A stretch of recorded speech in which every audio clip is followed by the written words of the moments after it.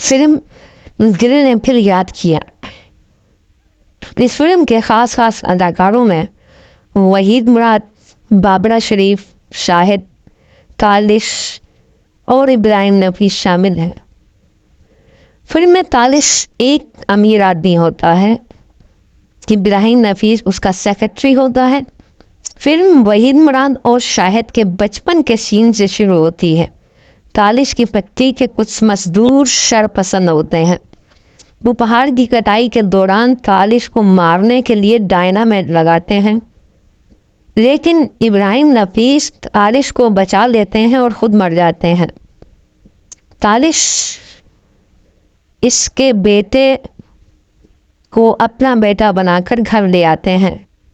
ابراہیم نفیس کے بیٹے کا کردار وحید مراد نے ادا کیا ہے۔ تالش کا اپنا بیٹا، جس کا کردار شاہد نے ادا کیا ہے، وہ نہایت شرارتی ہوتا ہے، پڑھائی سے بھاگتا ہے، لیکن وحید مراد جس کا نام حامد ہوتا ہے وہ اس کی مدد کرتا ہے۔ دونوں بڑے ہو کر کالج میں داخلہ لے لیتے ہیں۔ راشد شاہد کا نام ہوتا ہے۔ راشد کو تالش ایک کام کے سلسلے میں بیچتے ہیں۔ راستے میں بابرہ شریف سے اس کی ملاقات ہوتی ہے، جو اپنی خراب کار کے سامنے کھڑی ہوتی ہے۔ شاہد کار روک کر اس سے فری ہونے کی کوشش کرتا ہے، اور یہاں فلم کا ایک سپر ہٹ سانگ چلتا ہے، تو جو ملے جانے جا سارا جہاں چھوڑ دے، وفا کی کہانی کو جانے تمنا ہم ایک نیا موڑ دے۔ شاہد گانا گاتے ہوئے بابرہ شریف کو تنگ کرتا ہے، وہ اپنی سہیلیوں سے شاہد کی پٹائی کروا دیتی۔ تالش شاہد یعنی ارشد کو مزید پڑھنے کے لیے امریکہ بھیج دیتے ہیں، جبکہ وحید مراد حامد کو اپنی فیکٹری میں جنرل سیکرٹری کے طور پر نوکری دے دیتے ہیں۔ ایئرپورٹ جاتے ہوئے بابرہ شریف سے شاہد کی ٹکر ہو جاتی ہے، وہ شاہد تھپڑ مار کر چلی جاتی ہے۔ شاہد خالی سری موٹے کے ساتھ اس کا پیچھا کرتا ہے، وہ امریکہ نہیں جاتا ہے۔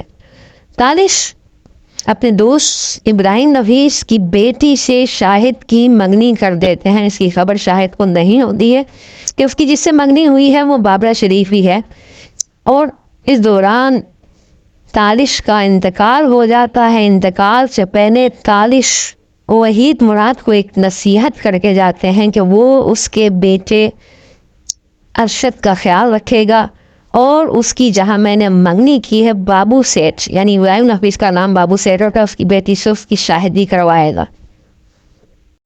وہ وحید مراد کو نصیحت لکھ کر انتقال کر جاتے ہیں۔ شاہد واپس گھر آ جاتا ہے اور وحید مراد اسے اپنے باپ کا کاروبار سنبھالنے کا کہتا ہے۔ شاہد آفس میں بیٹھتا ہے، لیکن اس کا دل نہیں لگتا۔ بابرہ شریف جس کا نام انیلا ہوتا ہے، وہ اپنے منگیتر کو دیکھنے کے لیے اپنی سہیلی کے ساتھ اور اسے پرکھنے کے لیے جاتی ہے وہ کیسا ہے۔ اسے پتہ نہیں ہوتا کہ اس کی منگنی جس سے ہوئی ہے وہ شاہد ہے۔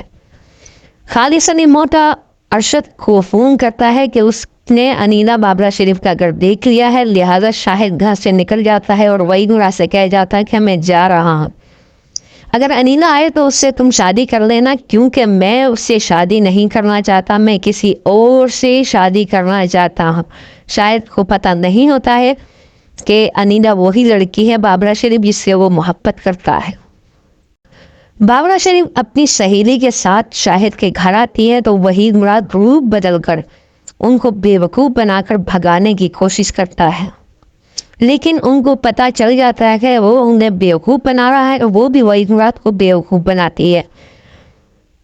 یہاں دونوں ایک دوسرے سے محبت کرنے لگتے ہیں۔ فلم کا ایک گانا ہے، تیری آنکھوں کی قسم تیری آنکھوں کے لیے کہ سوا ساری دنیا میں مجھے کچھ بھی نظر نہیں آتا۔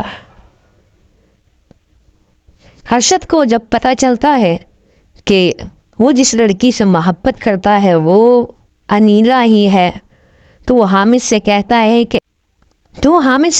کہ انیلا وہی لڑکی ہے جس سے وہ محبت کرتا ہے اور وہ اس سے شادی کرنا چاہتا ہے۔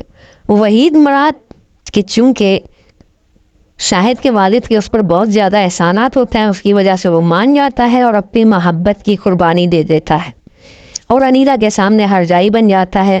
اسے خود سے دور کرنے کے لیے دوسری لڑکیوں سے فلرٹ کرتا ہے، اور انیلا حامد سے بدل ہو جاتی ہے۔ یہاں شاہد یعنی ارشد خوش ہو جاتا ہے کہ اس نے اس لڑکی کو حاصل کر لیا ہے جس سے وہ محبت کرتا ہے۔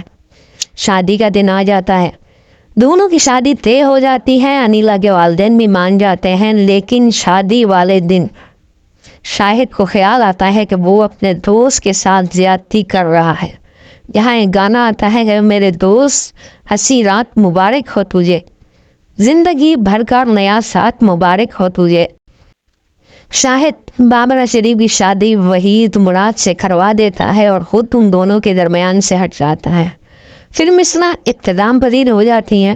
ایک اچھی رومانوی فلم ہے، دیکھنے میں آپ کو مزہ آئے گا، اس فلم کو دیکھیے۔ اور اگر آپ کو میری یہ ویڈیو پسند آئی ہے تو میرے چینل کو سبسکرائب کریں، ویڈیو کو لائک کریں اور کمنٹ کر کے اپنی رائے کا اظہار کریں۔ شکریہ۔